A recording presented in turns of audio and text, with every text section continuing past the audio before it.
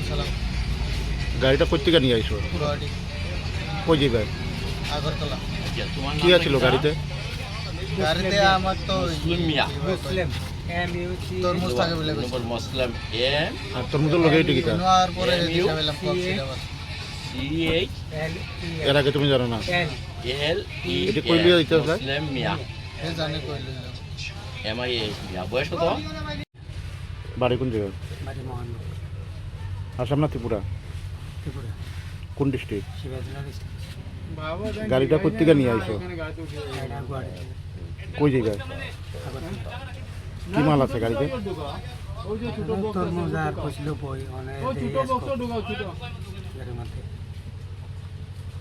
তো তরমুজটি কই নামাইবা? নাম লাইলে আর স্কোপটি? এটা কইছিল বই কই আমার রেস্টুরেন্ট দোকানের নাম বলছিল। তুই এরকম কতদিন ধরে নিতে আসো? আমি তো স্যার আমি এদিকে আইলে আমার তো আইলে গাড়িলে আইলে আমার গেটও এন্ট্রি থাকবো, দেখেন না আমরা তাতেই আমি এটা আমি টিপার চালাইতাম জেসিবির লোকে। আমার শুধু কইছিল সেকেন্ড হ্যান্ড গাড়ি কিনছে এই গাড়িটা। কে কইছে নামটা কোন না? আরে এবার নামটা তো মনে করতে হবে। কি নাম মনে করতে? নববর্ষ আজকে বছরের প্রথমটা দিনেই করিমগঞ্জ আরক্ষীর বিশেষ সাফল্য। আজকে সকাল 6:30 নাগাদ আমাদের কাছে খবর ছিল এরকম নিষিদ্ধ দ্রব্য নিয়ে গাড়ি একটি আসবে।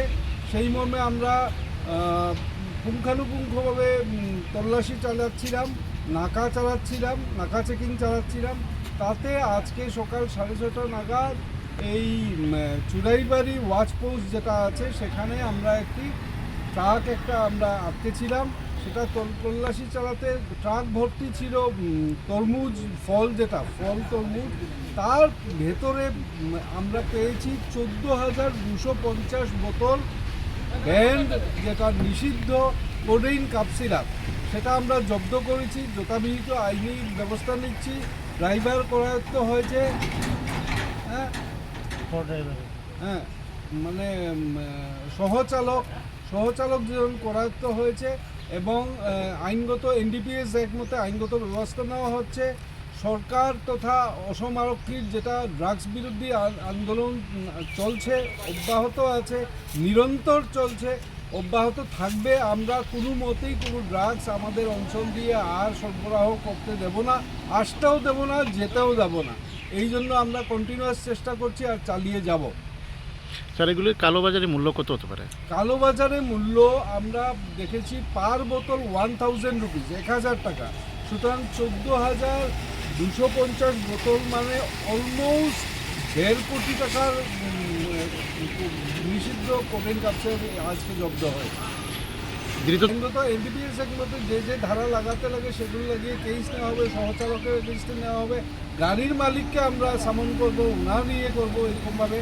প্লাস কোথার থেকে লোড হয়েছে, কোথায় যাচ্ছিল, কোন দিকে যাচ্ছিল, ত্রিপুরার দিকে। সুতরাং কোথার থেকে লোড হয়েছে সেগুলো আমরা খবর নেব, কোথায় লোড হয়েছে, কার থ্রুতে হচ্ছে, এসব আমরা এই সমস্ত পুঙ্খানুপুঙ্খভাবে ইনভেস্টিগেশন চালাবো এবং দোষীদেরকে উপযুক্ত শাস্তি দেওয়ার ব্যবস্থা আমরা করব।